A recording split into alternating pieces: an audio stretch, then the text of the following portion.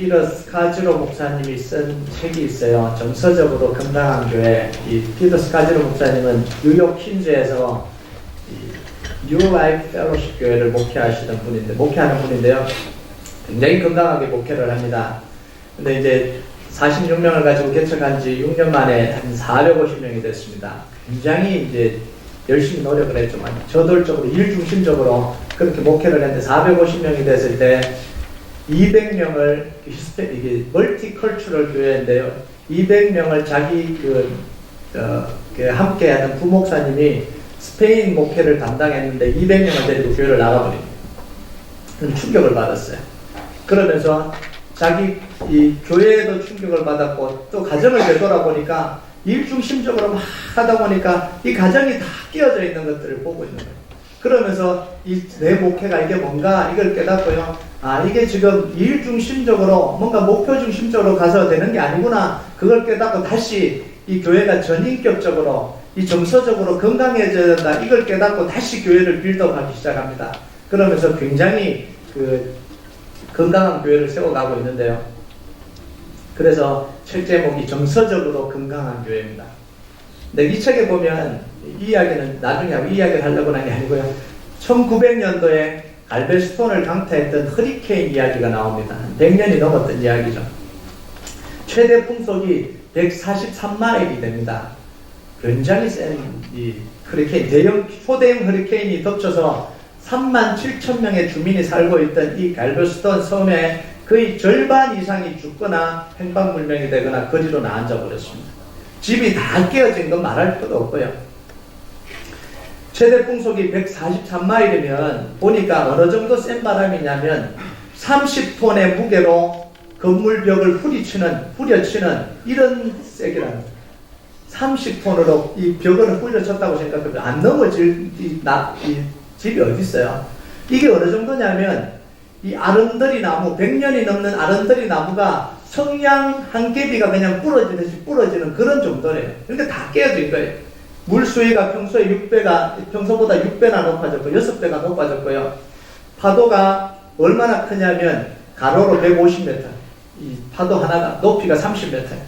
이게 덮치는데 3.6톤의 무게로 덮친다는. 그러니까 파도 한 번 치면 그냥 그게 싹쓸이 없어지는 거예요. 이때가 언제였냐면 레이버데이 위켄드를 끼고 있는 토요일이었습니다. 이때 공식적으로 발표된 기상예보는 뭐였냐면 강풍을 동반한 소나기, 일요일은 비온 뒤괭. 평소 우리가 잘 듣는 거예요. 티스톰이 온다라는 거예요. 그러니까 이제 비 오다가 이제 그치고 일요일 날은 갠다. 이게 공식적으로 발표된 기상예보였습니다. 그날, 그 전에 발표된 거예요. 평소보다 강하게 좀 더 바람이 불고 비가 더 많이 온다고 생각했지 이게 초특급 허리케인으로 변해서 섬 전체를 다 휩쓸어 버릴 거라고는 아무도 상상을 못한 거예요. 심지어 이 당시 갈베스톤의 그 기상청장이었던 아이작 M. 클라인조차도 가족들을 대피할 생각을 안 했습니다. 그렇게 생각하지 않았기 때문에 결국 허리케인으로요, 그때 임신하고 있던 이 아내가 물에 빠져서 익사당하는 그런 고통을 겪게 돼요.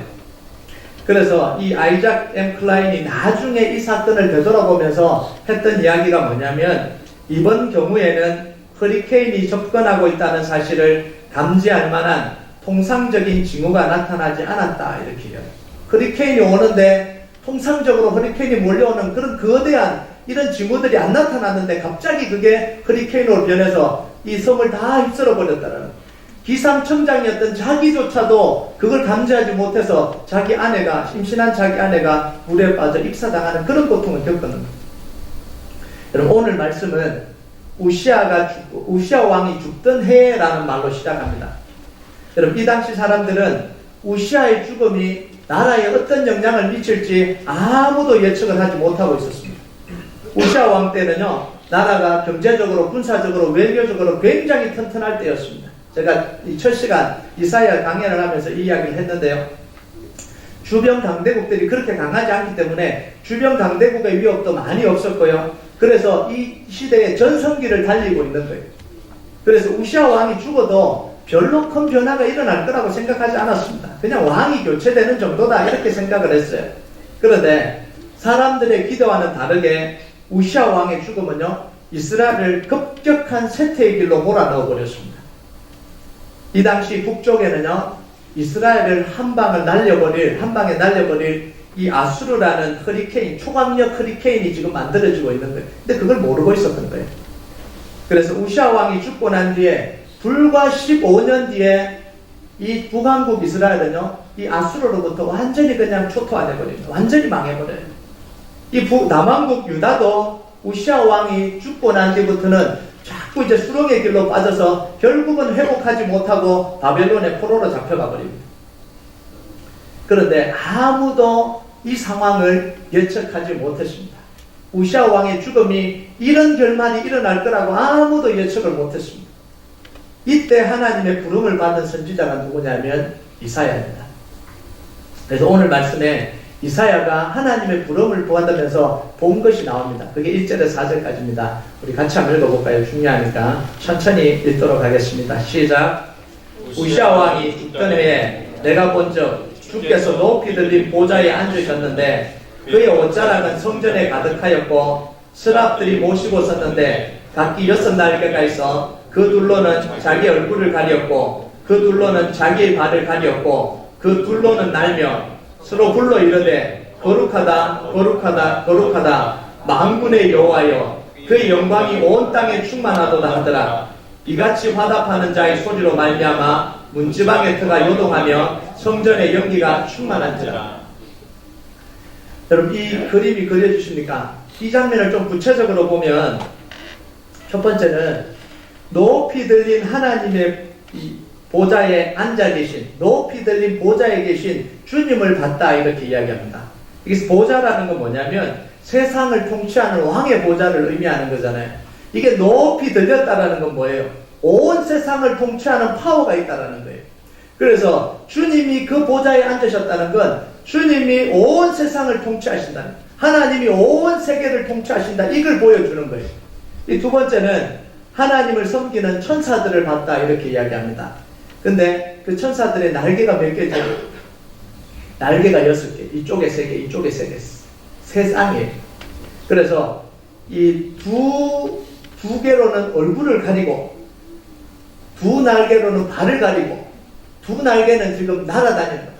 이렇게 날아다닌다. 언제든지 날아가죠. 여러분, 이 두 날개로 얼굴을 가린다는 건 뭐예요? 하나님의 영광의 광채가 너무 강하니까 이 천사들조차도 볼 수가 없다는, 그 영광을 견뎌낼 수가 없다는, 그래서 이 두 날개로 얼굴을 가리는 거예요.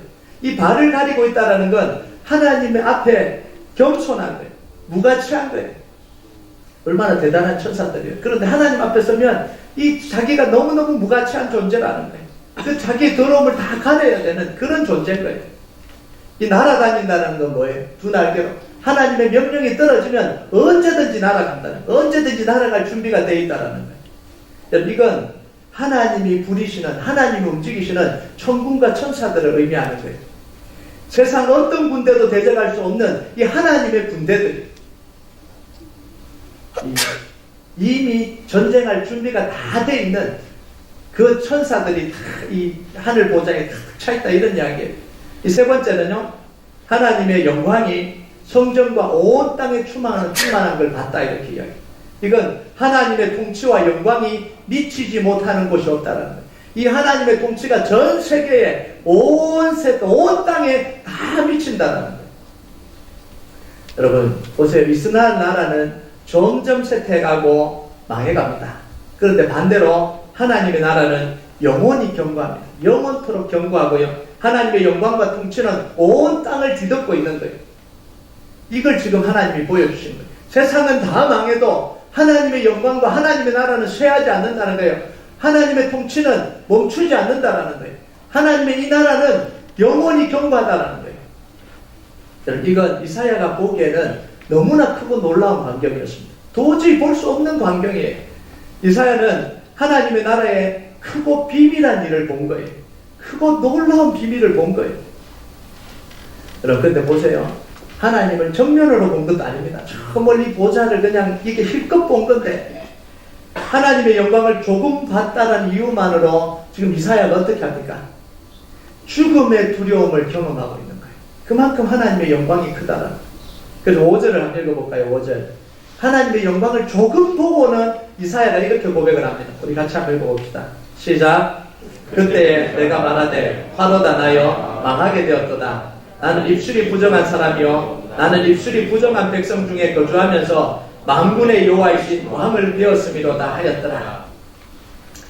자기가 볼 수 없는 그런 광경을 보고는요, 죽을 만큼 두려워서 그 자리에 엎드려지고 일어날 수도 없이 그냥 엎드려져 있는 거예요. 그때 하나님이 이사야에게 하신 게 뭡니까? 그게 7절, 6절과 7절입니다. 6절과 7절 한번 읽어봅시다. 시작. 그때에 그 서랍 중에 하나가 두 젓가락으로 제단에서 집은 바 핀 숯을 손에 가지고 내게 날아와서 그것을 내 입술에 대며 이르되 보라 이것이 내 입에 닿았으니 내 악이 죄하여졌고 내 죄가 사하여졌느니라 하더라. 하나님은 거룩한 불로 이사야의 죄를 사해 주시고 깨끗하게 해주셨다. 이렇게 자기 죄 때문에 죽음의 공포를 느끼고 쓰러져 있는 이 이사야에게요, 이사야를 일으켜 주시고 죄를 사해 주시고 깨끗하게 해주셨다는, 죄로 인해서 두려움을 떨고 있는 이사야를 이렇게 세워주시고 마음의 평화를 주시고 이 두려움에서 벗어나게 해주셨다는. 여러분, 이게 바로 우리가 하나님으로부터 받은 은혜입니다. 십자가의 은혜입니다. 죄로 인해서 망해서 죽을 수밖에 없는 우리를 하나님이 십자가를 통해서 은혜 주신 거예요. 십자가를 통해서 우리 죄를 다 씻어주신 거예요. 우리가 감히 하나님 앞에 설 수 없는데 그 예수님의 보배로운 피로 우리 죄를 다 씻어주신 거예요. 다 망해가는 세상 속에서 우리에게 뭘 주셨습니까? 믿음을 주시고 소망을 주신 거예요. 세상은 망할 수밖에 없는 이 세상 속에서 망하지 않는 소망을 주시는 거예요. 망하지 않는 믿음을 주시는 거예요. 이 땅의 나라가 영원히 망하는 나라 대신에 영원히 쇠하지 않고 영원히 망하지 않는 하늘나라 소망을 주신 거예요. 여러분, 이게 우리의 믿음입니다. 그리고 하나님 뭐 하셨습니까? 예수님을 성령으로 우리 속에 보내주셨어요. 감히 우리가 어떻게 이 성령님을 우리 속에 담을 수 있습니까? 그런데 십자가의 그 보혈을 통해서 우리 죄를 씻으시고 다시 새롭게 하시면서 성령님이 우리와 함께 하도록, 이 하늘의 영광이 우리와 함께 하도록 하나님 우리에게 축복을 주실 거예요. 이렇게 이야기해도 별로 감동이 없이 그냥 바라보고 있는, 이 놀라운 일이 우리 속에서 지금 일어났는데, 여러분, 하나님 이사야에게 하나님의 영광을 보여주신 이유가, 왜 이런 영광을 왜 이사야에게 보여주셨냐라는 거예요. 그 이유가 8절에 나옵니다. 8절 같이 읽어볼까요? 시작. 내가 또 주의 목소리를 들으니 주께서 이르시되 내가 누구를 보내며 누가 우리를 위하여 갈까 하시니 그때 내가 이르되 내가 여기 있나이다 나를 보내소서 하였더니, 하나님 이사야에게 하늘의 영광, 하나님의 영광을 보여주신 이유가 뭐냐면 이사야를 사용하시기 위해서 부르신 거예요. 여러분, 하나님의 영광을 본 사람이 하나님을 위해서 일할 수 있습니다. 하나님의 영광을 봐야 돼요. 여러분, 세상 망해가는 이스라엘을 보는 사람은요, 이스라엘과 그냥 망할 수밖에 없는 거예요. 망해가는 세상과 함께 그걸 봐가는 사람은 그냥 망할 수밖에 없는 거예요. 그런데 망하지도 않고 쇠하지도 않고 강력한 하나님 나라를 본 사람은요, 이 망해가는 이스라엘을 위해서 섬길 수가 있는 거예요. 여러분, 이 하나님의 영광을 본다라는 건요, 이건 굉장한 일입니다. 여러분, 이 엘리사가 이 선지자로 있을 때 이 아람 군대 대군이 이 엘리사가 있는 도단성을 다 포위했습니다. 이스라엘을 다 점령하려고 다 포위를 했습니다. 이제 두려워 떨어야 돼요. 이제는 이스라엘이 망하게 됐습니다. 그때 하나님이 엘리사에게 보여주신 게 뭡니까? 눈을 열어서 그 아람 군대를 포위하고 있는 불말과 불명거를 보여주신 거잖아요. 두려워하지 말라는, 하나님의 영광을 보여주신 거잖아요. 하나님의 능력과 파워를 보여주신 거잖아요. 둘러싸고 있는 이 군대를 두려워하지 말라라는 거예요. 여러분, 하나님 우리에게 하늘 영광을 보여주시는 이유가 뭐냐면 이 세상 두려워하지 말라라는 거예요. 세상의 돈과 세상의 권력과 세상에 있는 걸 두려워하지 말고 세상 이기면서 살아가라는 거예요. 그런데 우리가 하늘 영광을 보지 못하는데 어떻게 세상을 이기고 살아갑니까? 그러니까 이 이사야에게 하나님은 오늘 하늘의 영광을 보여주시는 거예요. 온 땅을 통치하시는 하나님의 능력과 권능과 통치를 보여주시는 거예요. 여러분, 스데반이요, 복음을 전할 때 이 사람들이, 유대인들이, 이 제사장 종교 지도자들이 돌로 치라, 사내들인 공회가 돌로 치려고 일어났잖아요.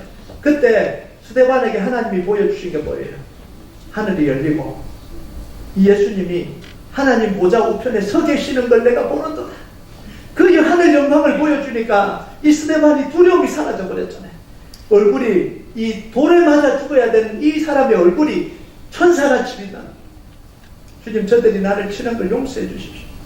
담대함이 생기는 거예요. 왜냐하면 하늘 영광을 받기 때문에 그런 거예요. 여러분, 성령의 은혜를 체험한 사람이 하나님을 섬길 수 있습니다. 우리 힘이 아니에요. 십자가 사랑을 체험한 사람이 십자가 사랑을 전할 수 있습니다. 내가 받지 않는 그 사랑을 아무리 하려고 해도 할 수가 없는 거예요. 사랑해라, 사랑해라, 사랑해라. 사랑이 안 되는 거예요. 사랑을 받아본 적이 없는 거예요. 그런데 그 십자가의 뜨거운 사랑을 받고 나면 그 사랑을 전하지 못해서 안타깝잖아요.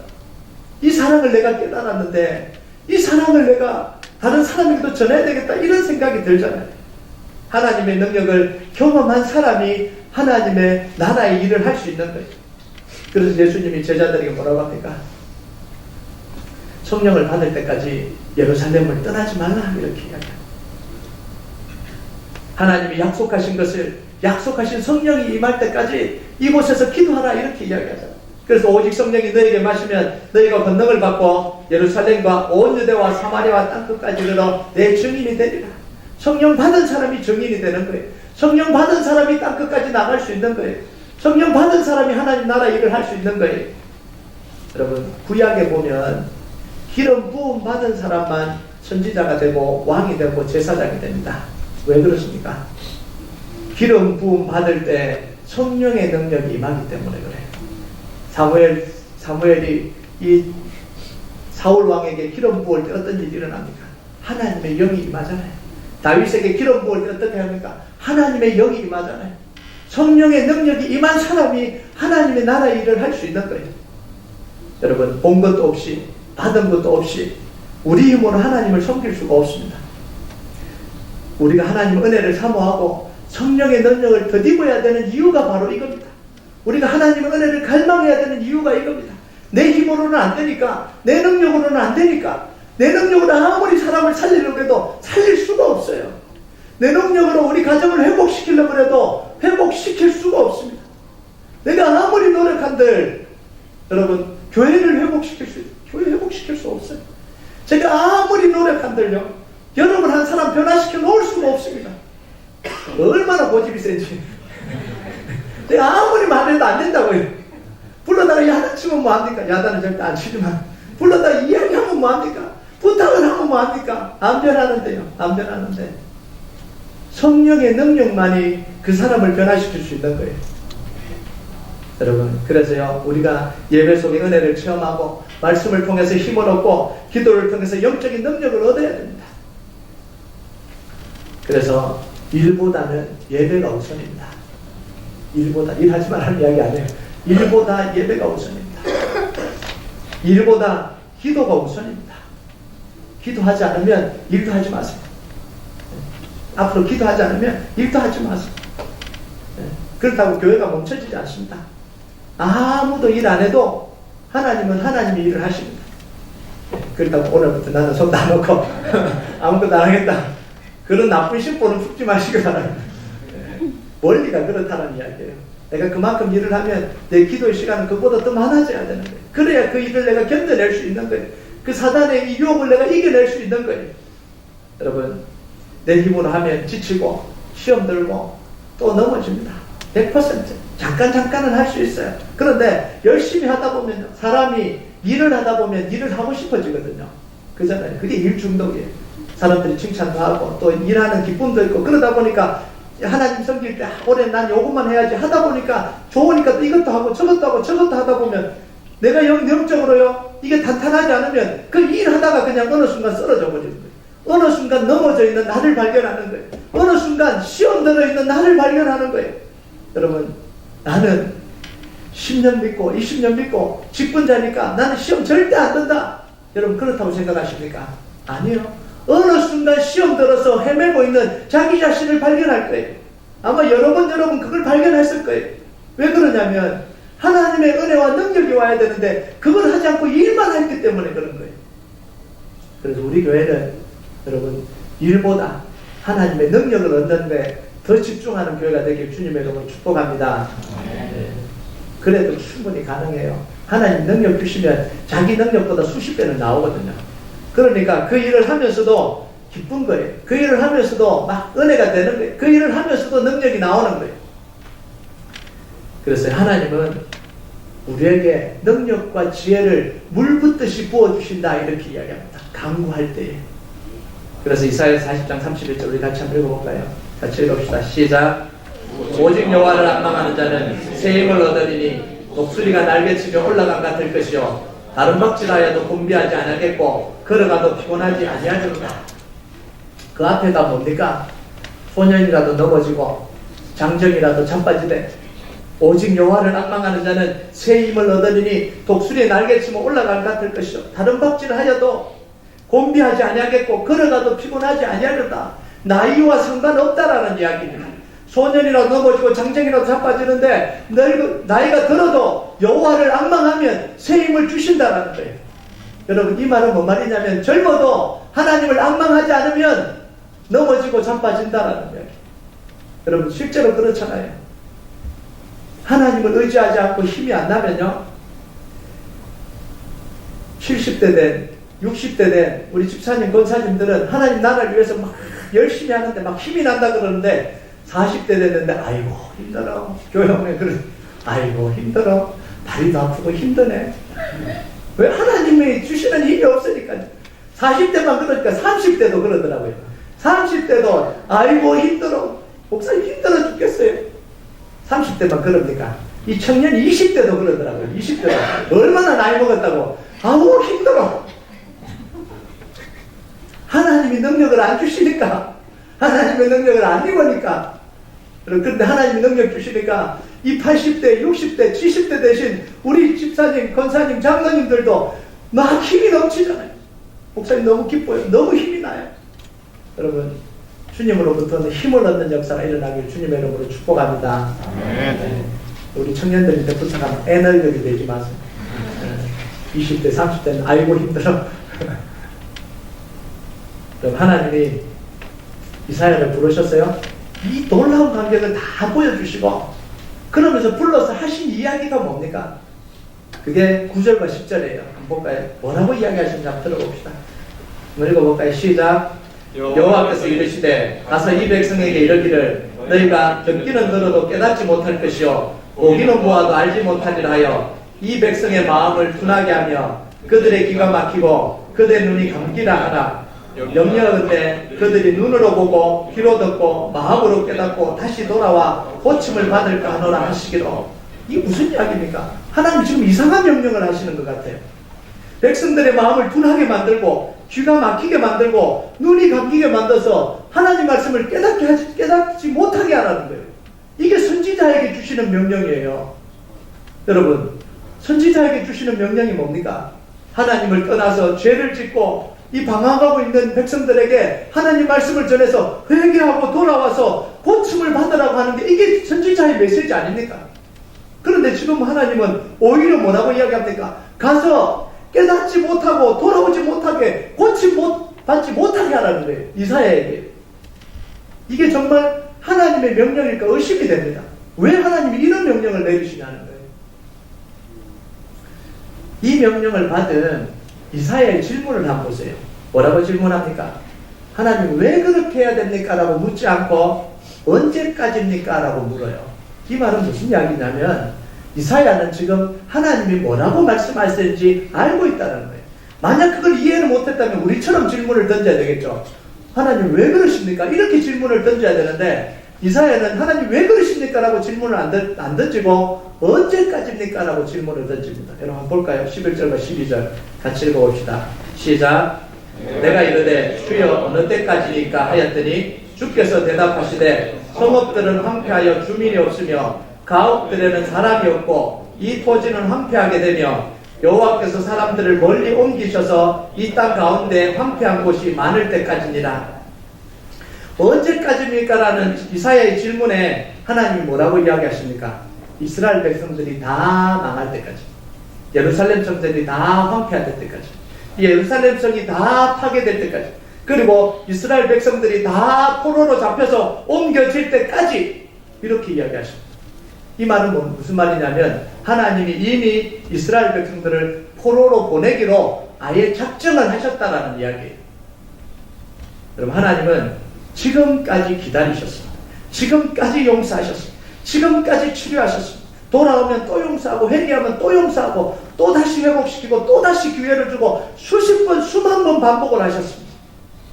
그런데 이제는 더 이상 가망이 없다는, 이제는 더 이상 가망이 없다는, 더 이상 예루살렘에 있으면 고치기가 불가능하니까 바벨론으로 포로로 보내서 거기서 고치겠다는 거예요.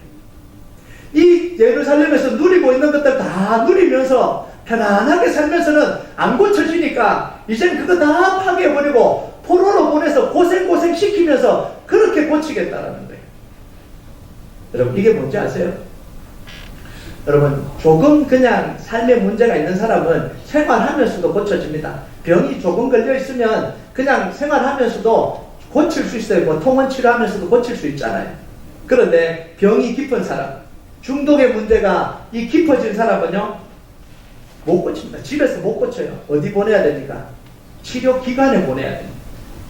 자기 삶을 다 스탑시키고요.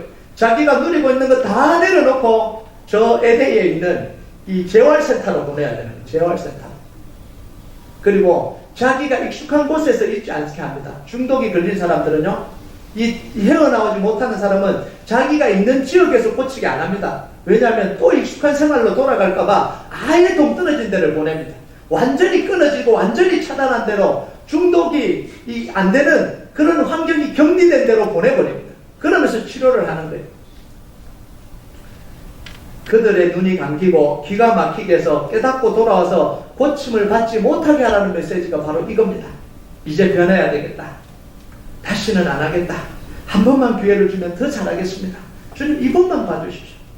이제 다시는 그렇게 하지 않겠습니다. 이런 말이 더 이상 필요 없다는 이야기예요. 하나님의 말씀을 듣고 진심 어린 회개가 아니라 위기에서 그냥 벗어나기 위해서 거짓 회개하고 거짓 맹세하고 거짓 눈물 흘리는 것 더 이상 속지 않겠다는 하나님의 마음이에요. 더 이상 마음이 약해지지 않겠다는 거예요.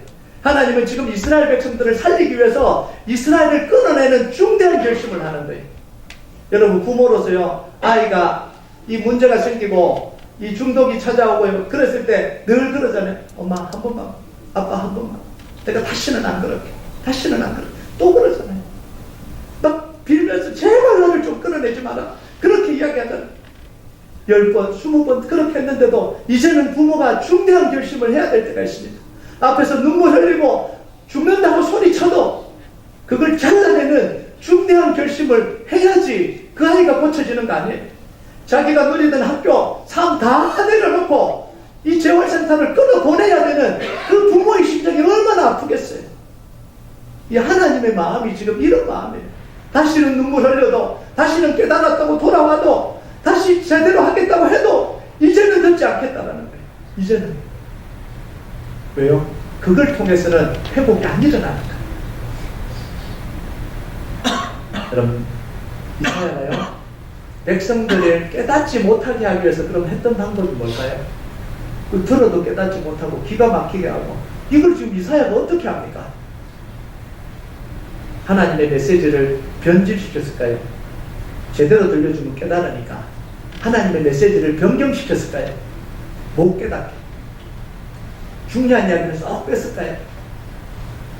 이사야는요, 하나님의 메시지를 단 하나도 변경시키지 않았습니다. 오히려 더 명확하게 하나님의 메시지를 선포했습니다. 정확하게 하나님의 메시지, 심판의 메시지를 정확하게 선포했습니다. 포로로 잡혀가야 된다는 메시지를 정확하게 선포했습니다. 그런데 어떻게 백성들이 눈과 귀가 막혀서 깨닫지 못할까요? 이 정확한 메시지를 선포하는데. 여러분, 하나님의 말씀을 정확하게 전달하면 반드시 두 가지 반응이 일어납니다. 하나님의 백성들은 귀가 열려서요, 통회하고 자복하고 회개하는 역사가 일어납니다. 하나님의 메시지만 정확하게 전달되면요, 진짜 하나님의 백성들은 통회하고 자복하고 울고 하나님 앞에 엎드리는 이런 역사가 일어나는 거예요. 오순절날 베드로가 성령을 받고 난 뒤에 정확하게 복음을 선포하잖아요. 유대인들아 들어라. 너희들이 잡아 죽인 예수가 메시아다. 너희들이 메시아를 죽였다. 얼마나 이 기가 막힌 메시지입니까? 그 유대인들이 다 있는 데서. 그때 이 유대인들의 반응이 뭡니까? 그 메시지를 들었던 반응이 형제들한테 뭐죠? 형제들한테 그 마음에 찔렸어요. 통회와 자복이 일어난 거예요. 그러면서 너희가 회개하여 예수 그리스도 이름으로 세례를 받으라. 그럼 너희가 구원을 얻을 것이다. 이게 하나님의 백성들이 하나님의 메시지를 들었을 때 일어나는 반응입니다. 그런데요, 하나님의 대적하는 사람들은 하나님의 메시지가 들려지면 귀를 막고 거부합니다. 왜 나에게 저런 이야기를 하냐는, 왜 나에게 저런 불편한 이야기를 하냐는, 왜 내가 듣기 싫은 이야기를 하냐는, 화가 나는 거예요. 분노가 일어나는 거예요. 스데반이 종교 지도자들 앞에서요, 복음을 전했습니다. 한치도 변함없이 아브라함으로부터 시작했어요.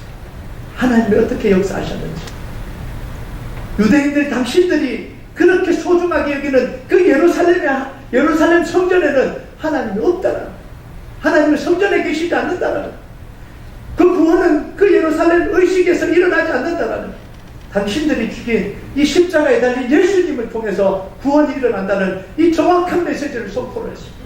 그때 이 유대인들의 반응이 뭐죠? 사도행전 7장 54절 57절을 같이 한번 읽어볼까요? 시작. 그들이 이 말을 듣고 마음에 찔려 그를 향하여 이를 갈거늘 그들이 큰 소리를 지르며 귀를 막고 일제히 그에게 달려들어. 기가 막힌 사람들은요, 아무리 하나님의 말씀을 들려줘도 깨닫지 못하는 거예요. 속에서 분노가 일어나는, 회개가 일어나고 자복이 일어나고 내가 어찌할꼬 이런 마음이 일어나는 게 아니고 마음이 오히려 강팍해져서요, 분노가 생기고, 저건 내 들으라고 하는 이야기야. 저기 우리 교회 이야기 아닙니다. 그런 마음이 생기는 거예요. 막 분노가 생겼어. 내가 더 하나 봐라. 속에서 막 이런 화가 막 일어나고. 여러분, 모세가 바로에게 하나님의 말씀을 정확하게 전하면 전할수록 바로의 마음은 강팍해졌습니다. 여러분, 하나님이 이사야 선지자에게 내리신 명령은요, 메시지를 변경시켜서 바꿔서 이스라엘 백성들이 못 깨닫게 하라 이런 이야기가 아닙니다. 오히려 하나님의 말씀을 정확하게 전달하라는 이런 메시지. 하나님 말씀에 물타기 하지 말라는, 복음을 희석시키지 말라는, 진정한 복음, 진정한 하나님의 말씀, 그때 그게 선포될 때요, 정확하게 구분됩니다. 말씀을 듣는 자와 말씀을 거부하는 자가 구분됩니다. 그런데 복음을 희석시키고 하나님 말씀을 희석시키면요, 이게 듣는지 안 듣는지 구분이 안 됩니다. 이 하나님의 말씀에 반응하는지 안 반응하는지 구분이 안 돼요. 그런데 하나님의 십자가 메시지를 정확하게 선포하면요, 정확하게 구분이 되는 거예요. 이 메시지를 듣는 사람과 거부하는 사람이 정확하게 구분이 되는 거예요. 오늘날 현대에요, 믿지 않는 사람들이 와서 복음의 메시지를 듣지 않고 그냥 오늘 목사님 말씀이 좋았다, 참 이거 문제예요. 십자가 복음이 안 선포되고 그냥 세상적으로 그냥 위로하는 그 메시지가 좋다면 그건 진짜 복음이 아닌 거예요. 여러분, 정말 십자가의 이 메시지가 선포되면 갈등이 일어나야 됩니다. 비크리스천이에요. 예수님을 안 믿어요. 그래 교회에 와서 메시지를 들었는데 하나도 갈등이 안 일어난다면, 자기 인생 속에, 삶 속에 하나도 갈등이 안 일어난다면, 그럼 십자가의 복음이 선포가 안 된 거 아닐까요? 예수님의 십자가 복음은 뭐예요? 주인 바꾸라는 거 아니에요. 돈 붙들고 살지 말고 주님 주인을 모시고 살아라는 그런 메시지 아니에요. 그런 메시지에 할렐루야 아멘 은혜 받았다고 할 수 있으면 그 사람은 이미 크리스찬인 거예요. 그렇잖아요. 그런데 그렇지 않고 그냥 교회 왔는데 너무 메시지가 좋습니다, 은혜롭습니다, 근데 십자가의 복음 메시지는 하나도 선포되지 않았다면 그거는 복음이 희석되어버린 거죠. 오늘 많은 교회 목회자들이요, 사람들의 꿈에 맞추기 위해서 하나님의 말씀을 희석시킵니다. 비판하자는 이야기가 아니고 현실이 그렇다는 이야기. 복음을 변질시키고 있는 거예요. 십자가의 선명한 복음을 선포하기보다 사람들에게 위로를 주는 메시지, 인간적인 메시지를 전달하려고 합니다. 저도 그런 고민들이 굉장히 많아요. 주일날 한 번 와서 이 삶에 힘들어서 왔는데 위로를 해줘야 되지 않나, 그런 생각이 설교 시작부터 끝까지요 끊임없이 들어옵니다. 끊임없이. 그래서 좀 더 따뜻한 이야기, 좀 더 이렇게 힘이 나는 이야기, 이런 이야기를 해줘야 되지 않을까, 그런 갈등을 굉장히 많이 해요. 그게 실제잖아요. 여러분, 사람들의 기호와 입맛에 맞는 메시지를 선포합니다. 그런데 그 메시지에는요, 감정적인 위로는 받을지 모르지만 그 메시지 안에는 십자가 능력은 없습니다. 위로는 될지 모르지만 진짜 살아있는 십자가의 능력은 없는 거예요. 구원의 능력은 없는 거예요. 오히려 사람들을 편안하게 멸망의 길로 몰아넣습니다. 편안하게. 예레미야 28장에 보면요, 하나님의 이름으로 평화를 외친 거짓 선지자가 나옵니다. 하나냐라는. 바벨론의 공격이 노골화되고요, 모두가 포로로 잡혀갈 이 두려움에 사로잡혀 있었습니다. 그때 선지자 예레미야는 이스라엘 백성들을 향해서 이렇게 선포했습니다. 당신들이 우상 숭배하고 하나님을 떠나고 공의를 행하지 않고 압제하고 가난한 자들을 그렇게 해서 지금 하나님의 심판이 임하는 것이다. 당신들은 다 바벨론으로 포로로 잡혀갈 것이다. 이렇게 회개의 메시지를 선포하고 있었습니다. 이 목에는, 소감에는 이 멍에를 메고요, 퍼포먼스를 한 거예요. 당신들 이것처럼 노예로 지금 바벨론으로 끌려가게 될 거라는 거예요. 이스라엘 백성들에게 회개를 촉구하고 있었습니다. 그런 식으로 살면 안 된다고 회개를 촉구하고 있었습니다. 그때 거짓 선지자 하나냐는요, 에레미야가 메고 있던 이 나무 멍에를 부셔뜨려 버렸습니다. 부셔뜨려 버리면서 뭐라 그러냐면, 하나님이 이스라엘 백성들과 함께 하시고 바벨론의 멍에를 이것처럼 깨부셔버렸다. 그러니까 걱정하지 말라는 거예요. 하나님이 함께 하신다. 바벨론의 포로로 잡혀가지도 않을 것이고 하나님이 강력하게 역사하셔서 하나님의 백성들을 보호할 거라고 이야기를 합니다. 예레미야 28장 2절 한번 볼까요? 한번 읽어봅시다. 시작. 만군의 여호와 이스라엘 하나님이 이같이 일러 말씀하시기를 내가 바벨론의 왕의 멍에를 꺾었느니라. 이 얼마나 듣기 좋은 이 메시지예요. 안심이 되는 메시지예요. 그런데 하나님의 메시지는 아닙니다. 안심이 되고 듣기에 좋고 편안하긴 하지만 하나님의 메시지는 아니에요. 이런 메시지에는 아무런 능력이 없습니다. 회개의 능력도, 고치는 능력도, 삶이 회복되는 능력도 없습니다. 이 메시지를 듣고 안심했던 모든 이스라엘 백성들은 멍에를 메고 바벨론으로 다 끌려갔습니다. 이때 하나님이 하신 말씀이 예레미야 28장 12절에서 13절 말씀입니다. 우리 같이 한번 읽어볼까요? 시작. 선지자 하나냐가 선지자 예레미야의 꿈에서 멍에를 꺾어버린 후에 여호와의 말씀이 예레미야에게 임하니라. 이르시기를 너는 가서 하나냐에게 말하여 이르기를 여호와의 말씀에 내가 나무 멍에들을 꺾었으나 그 대신 쇠 멍에들을 만들었느니라. 기가 막힌 말씀 아니에요. 꺾어버리면 뭐하냐. 하나님은 지금 심판에 지금 그걸 메시지를 가지고 계십니다. 나무 멍에를 꺾어버리니까 내가 쇠 멍에를 쇠 멍에를 주겠다는. 여러분, 하나님의 메시지는 우리 마음에 불편할 메시지일 가능성이 많습니다. 진짜 하나님의 메시지는 우리 귀에 불편할 메시지일 가능성이 많아요. 우리 심령에 찔림을 주는 메시지일 가능성이 많습니다. 그냥 편안한 게 아니라 십자가 메시지는 우리 심령을 찔러 쪼갭니다. 이게 십자가 메시지. 우리 썩은 부위를 도려냅니다. 썩은 걸 그냥 두고 덮어두지 않습니다. 도려냅니다. 이게 십자가의 메시지예요. 그래서 히브리서 4장 12절 13절 다 우리 같이 한번 읽을까요? 시작.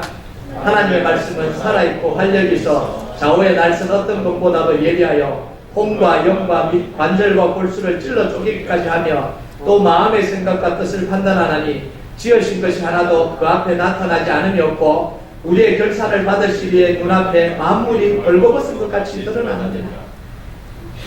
여러분, 정말 회복을 원하면 나를 불편하게 하는 메시지에 귀를 기울이십시오. 정말 올해 하나님이 여러분을 회복시키기를 원하신다면 여러분 귀에 불편하게 하는 메시지에 여러분의 귀를 기울이십시오. 그곳에 생명이 있습니다.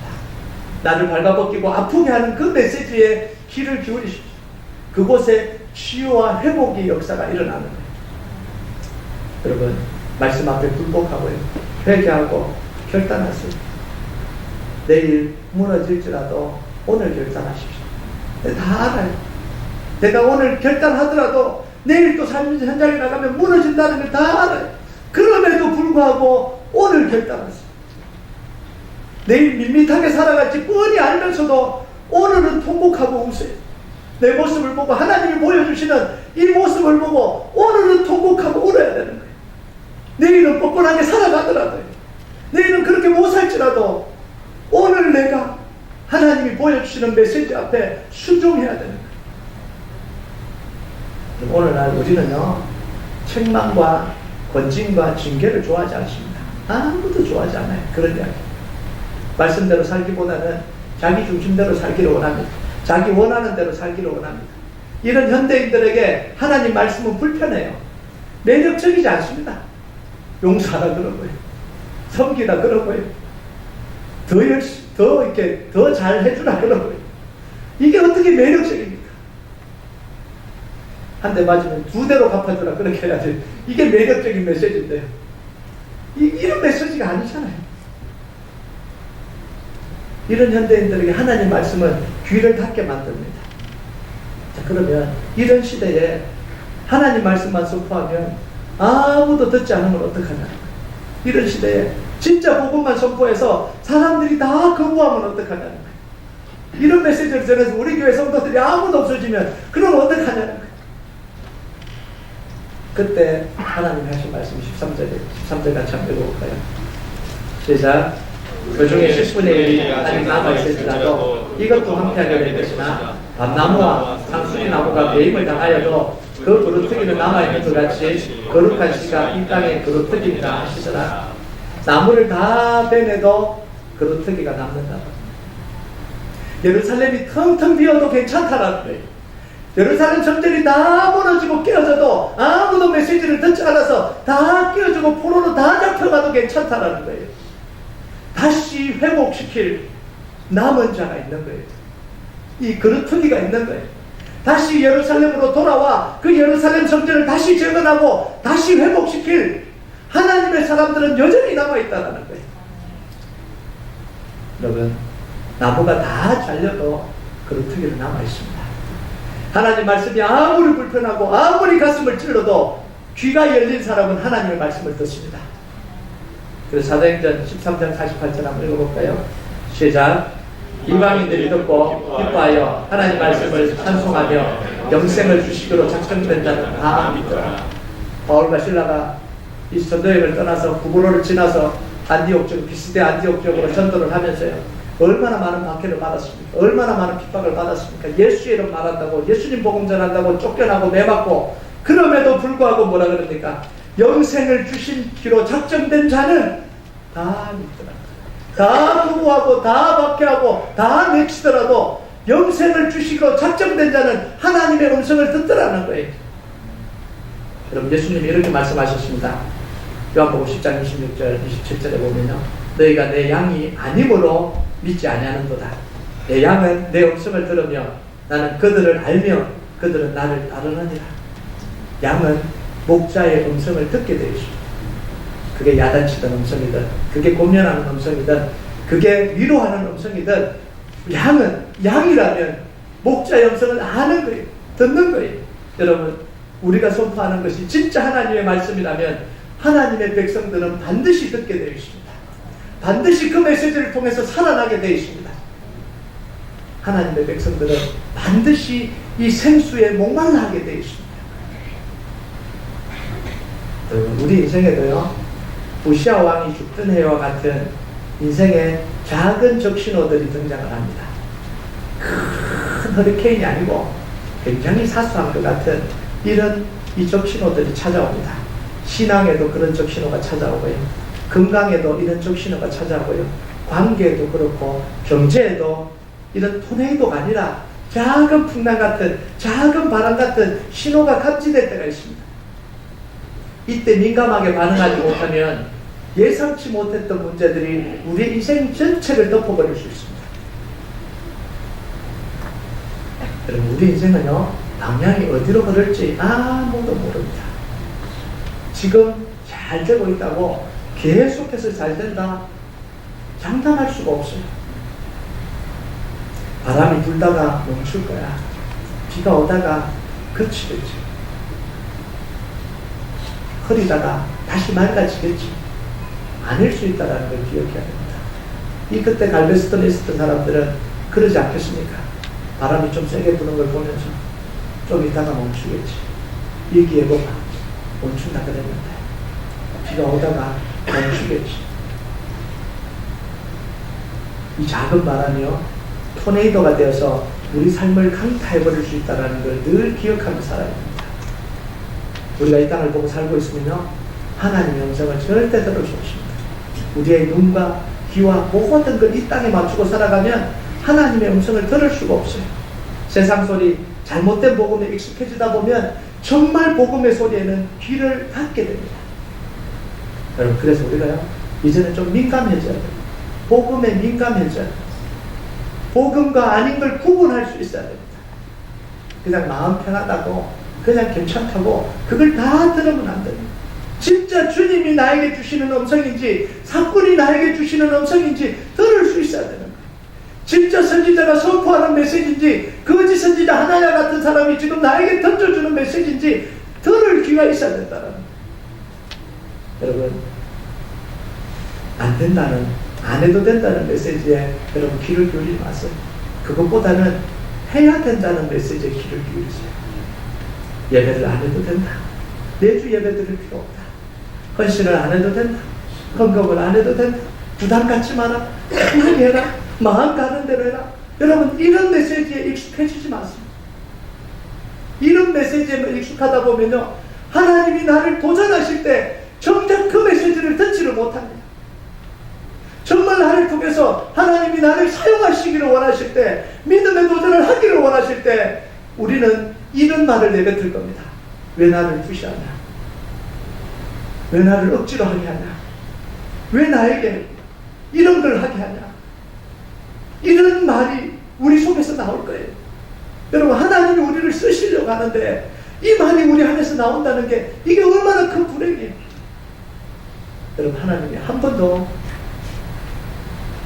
사람들을 사용하고 믿음의 도전을 하실 때요, 부탁하신 적이 없습니다. 아브라함에게 오늘 집 정리하고 떠나. 너 갈 수 있겠냐? 좀 생각 좀 해볼래? 부담되면 안 해도 괜찮아. 근데 내가 원하긴 하는데 안 하고 싶으면 안 해도 돼. 하나님이 한 번이라도 그런 걸 하셨습니다. 아니죠.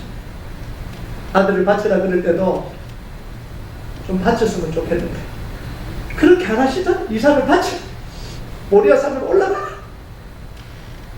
이 에서드는 왕이 이 이스라엘 백성들 다 죽이려고 그럴 때 네가 나가서 좀 이렇게 왕한테 빌어보면 안 되겠니?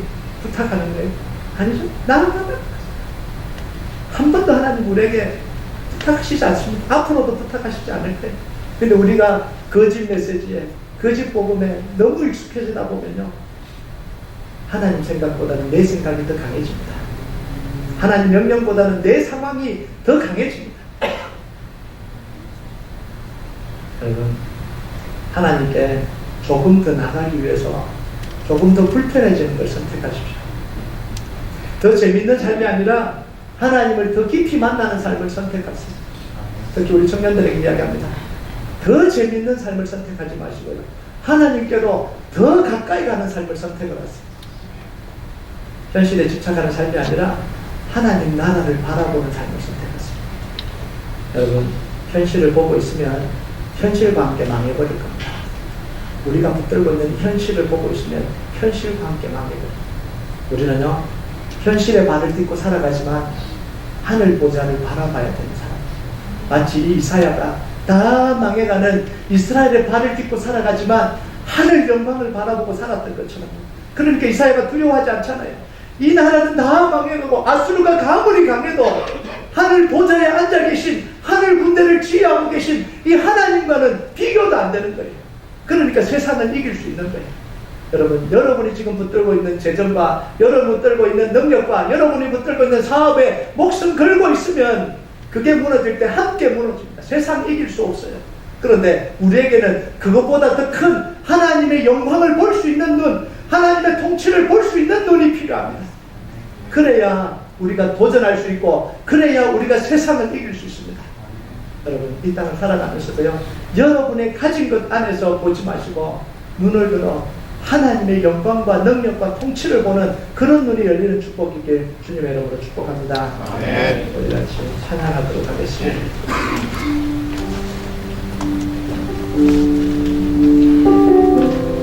우리의 능력은요, 우리가 가진 것에서 나오지 않습니다. 우리의 능력을 우리 가진 것에서만 찾으려고 하는 사람들은 참 불행한 사람입니다. 정말 하나님, 우리의 능력은 우리를 위해서 십자가에 달려 돌아가신 이 세상을 통치하시는 이 예수 그리스도, 이 죽임 당하신 이 어린 양으로부터 나온, 오늘도 우리가 이 주님 당한 어린 양 바라보고 예수님을 찬양하고 하나님 앞에 좀 나갔으면 좋겠습니다. 우리가 좀 찬양하고 죽임 당하신